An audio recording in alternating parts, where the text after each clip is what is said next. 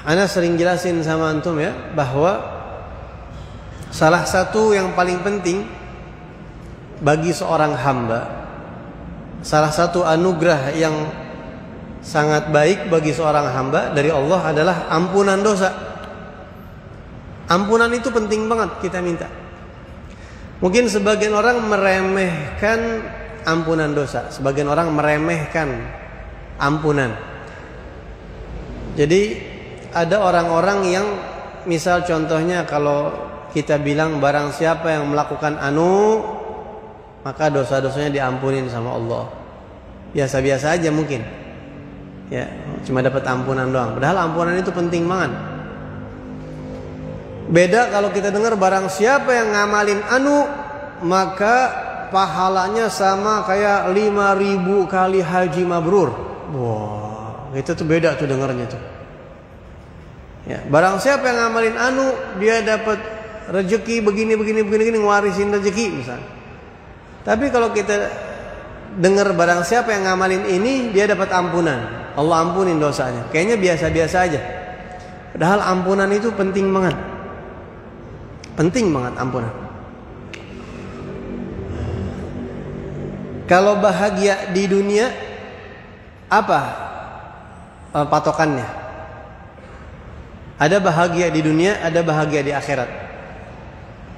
Apa patokannya bahagia di dunia dan bahagia di akhirat?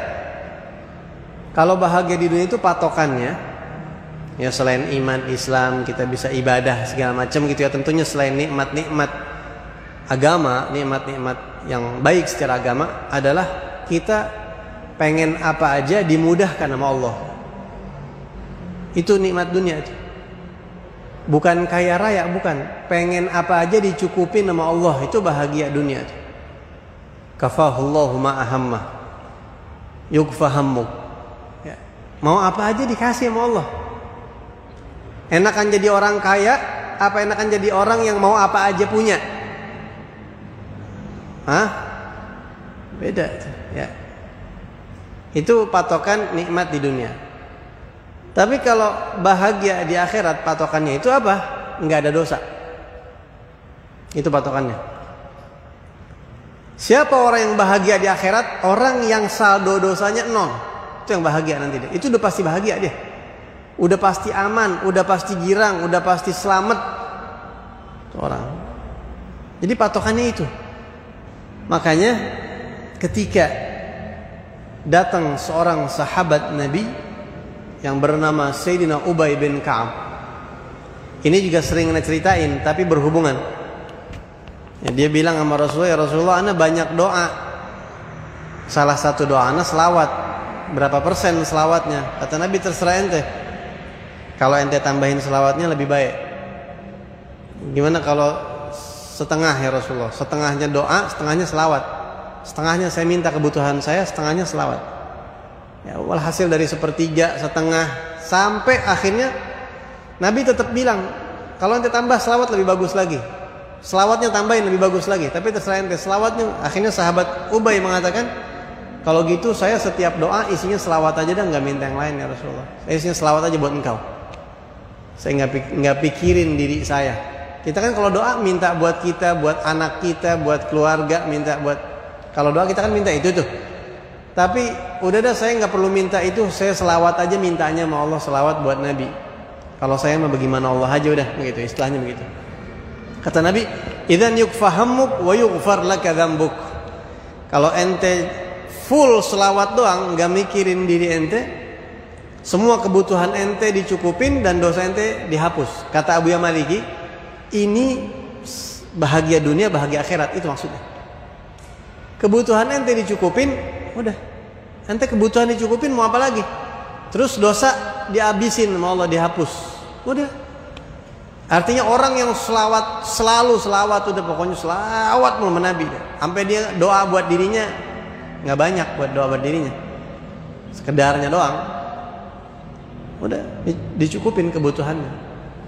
Di dunia dicukupin, di akhirat nggak ada dosa. Itu bahagia di akhirat. Gitu ya. Jadi kira-kira ampunan penting nggak? Oh penting banget itu, penting banget ampunan.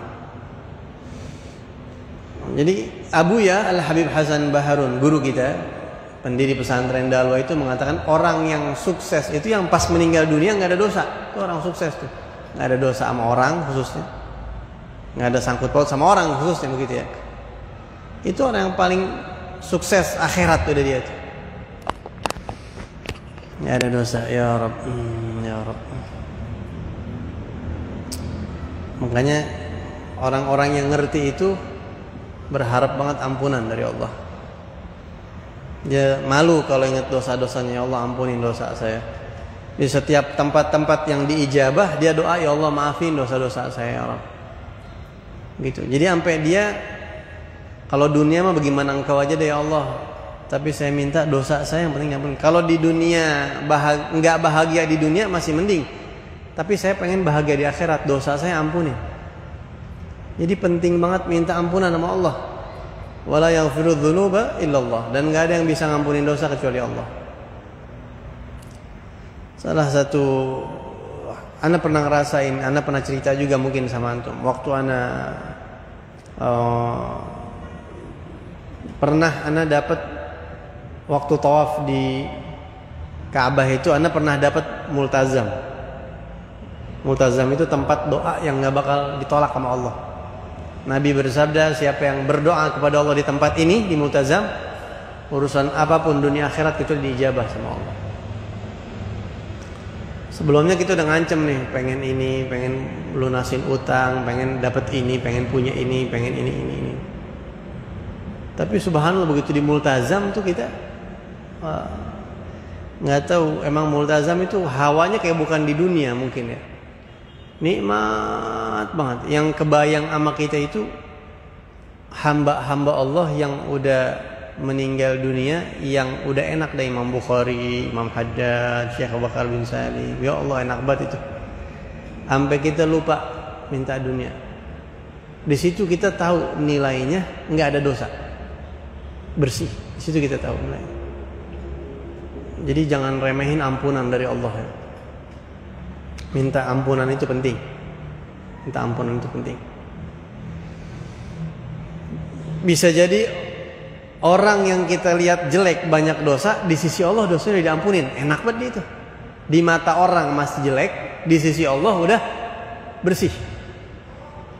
Kita pernah jelek dulu, tapi karena kita terus ketok pintu Allah buat ngampunin kita, ya Rabb saya minta ampunan, sampai nangis-nangis, terus diampunin dosa kita. Nikmat banget ketika orang mandang kita jelek, tuh orang ingat dosa-dosa kita, Allah udah ngebersihin kita, tuh enak banget. Enak banget ya. Saya nggak peduli ya Rabb orang mandang saya gimana, yang penting Engkau. Udah diampunin lagi sama Allah. Gitu. Jadi minta ampunan penting banget, minta banget sama Allah, minta diampunin dosa-dosa. Nah, salah satu tempat yang mustajab itu di dalam sholat ini, baca doa ini, Allahumma ighfir ma qaddamtu ma akhartu wa ma asrartu wa ma a'lantu. Ya Allah, dosa kita kan banyak. Kadang-kadang kita berbuat dosa,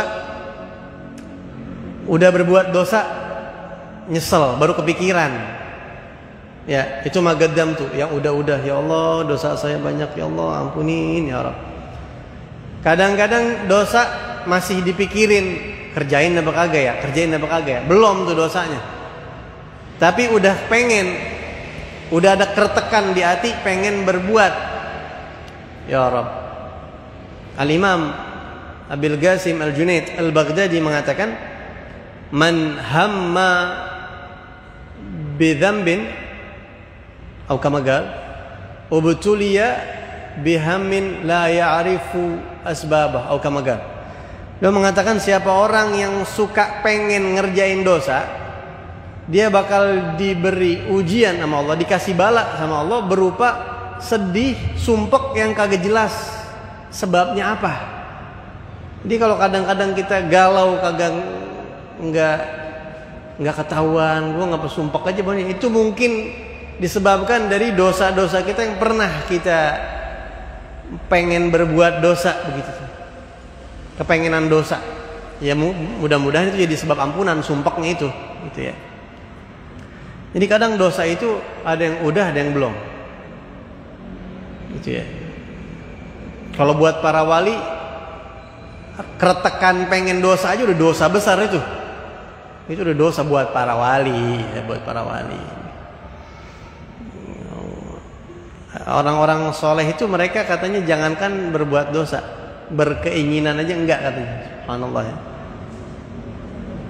Banyak hamba-hamba Allah yang enggak pernah keretekan pengen maksiat tuh kagak. Baru-baru ngerjain, pengen aja kagak. Ente percaya gak ada orang-orang yang emang seumur hidupnya gak pernah berbuat dosa? Mereka bukan nabi, mereka bukan malaikat. Mereka hamba-hamba Allah yang punya akal, punya hawa nafsu, tapi gak ada keretekan pengen maksiat sama sekali. Apa keretekan bahasa Indonesianya itu? Hah? Kepengenan. Sama aja kepengenan, keretekan ya. Iya, ada keinginan gitu, kayak terbesit di hati. Kerjain apa kagak ya? Gue nggak ada begitu tuh. Pengen nggak ada. Percaya gak antum? Ada orang-orang yang kayak begitu. Ada orang-orang yang seperti itu. Masya Allah. Mereka katanya mikirin maksiat itu jijik. Mikirinnya aja jijik gitu. Gimana ngerjainnya? Di antara mereka banyak ya. Imam Haddad, itu Agtab tuh, para sultan aulia Salatin. Habib Abdullah bin Husain bin Tahir itu mengatakan, "Ma fa'altu makruhan gat wala hamamtu bih." Gat, ana enggak pernah kepengenan ngerjain makruh aja, enggak pernah kepengenan begitu. Makruh. Ngerjain makruh kepengen aja kagak. Habib Abdullah bin Husain bin Tahir. Kepengen aja enggak anda ngerjain makruh, apalagi ngerjain. Apa yang ada di pikiran antum ketika antum mendengar kata-kata para wali yang seperti ini? Mungkin sebagian orang ada yang abong masuk itunya. Masa iya itu begitu? Masa sih begitu? Kan ada yang gitu tuh ya, ada yang begitu ya. Kayaknya nggak mungkin deh, orang siapa sih yang nggak pernah dosa? Pasti begitu tuh, ada tuh yang begitu, ada yang begitu. Padahal kata Al-Imam Abil Qasim Al-Junaid Al-Baghdadi juga, beliau mengatakan at-tasdiq bi'ilmina wilayah sughra. Percaya sama omongan kita, percaya sama karomah kita, itu udah kewalian kecil tuh katanya. Udah percikan kewalian katanya. Percaya dulu sama wali katanya kalau mau jadi wali. Kalau nggak mau jadi wali, percaya sama wali aja kagak, nggak mau jadi wali ente. Pernah gak denger orang yang nggak pernah ngerjain maksiat sama sekali? Banyak hamba Allah yang seperti itu, banyak. Kenapa kita dengernya aneh? Kenapa kita ngedengernya kayak nggak mungkin? Kenapa? Karena kita samain beliau sama diri kita.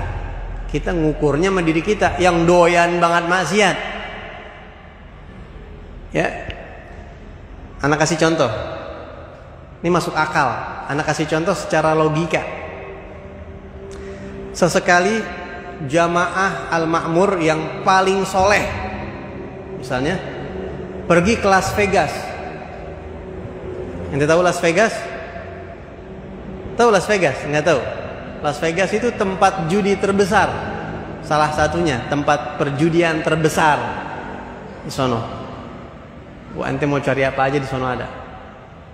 Ente ngomong sama orang Las Vegas yang emang dari kecil hidupnya di tempat judi, mabok, zina, judi, segala macam.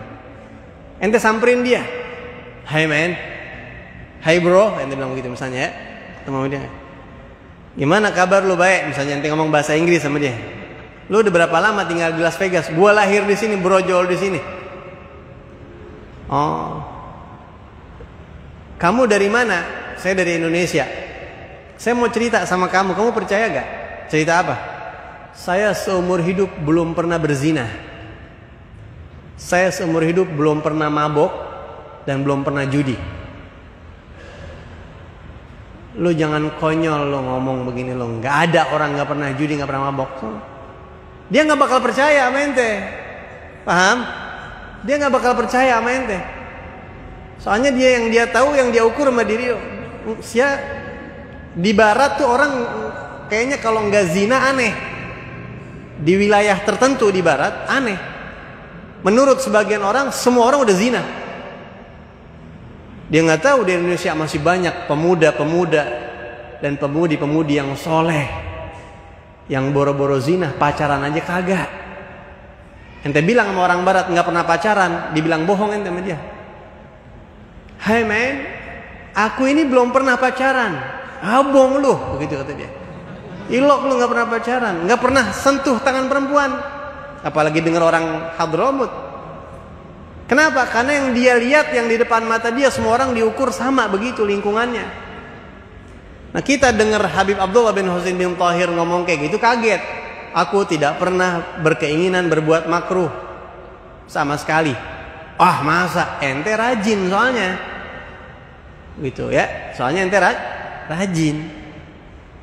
Paham antum? Ini begitu. Baru kemarin baca kitab sama santri ini, iya. Bab Jumat tentang sunnah mandi Jumat. Mandi di hari Jumat itu hukumnya sunnah muakkadah. Bahkan sebagian ulama mewajibkan mandi sunnah Jumat. Bahkan orang-orang Madinah itu dulu, kalau idza tasabbal mutasabbani, kalau ada dua orang yang lagi berantem saling celak, itu mencelaknya pakai mandi sunnah Jumat. Anta asyar mimman la yaghtasil yaumal jum'ah. Emang dasar lu lebih jelek daripada orang yang kagak mandi Jumat. Paham nggak? Saking aibnya zaman dulu orang kagak mandi Jumat, aib banget. Sampai kalau ngatain orang, lu lebih buruk dari orang kagak mandi Jumatan lu. Kalau sekarang mah emang apa, biarin aja. Kagak Jumatan emang gua sering begitu kalau sekarang. Dulu orang kalau dikatain lebih jelek dari orang kagak mandi Jumatan tuh, itu udah aib banget. Wah, lu ngatain gua kelewatan lu ya, begitu tuh. Karena orang dulu hampir kagak ada yang ninggalin tuh mandi sunnah Jumat. Kalau sekarang biasa-biasa aja kita. Dikatain begitu gak biasa-biasa aja mungkin. Begitu, karena beda, lingkungannya beda. Lingkungannya beda. Yang pada kagak berbuat dosa aja, mereka pada minta ampunan sama Allah, gimana kita. Jadi baca nih doa, minta ampunan sama Allah yang banyak. Udah pokoknya minta ampunan sama Allah yang banyak banget. Dosa kita banyak, ya.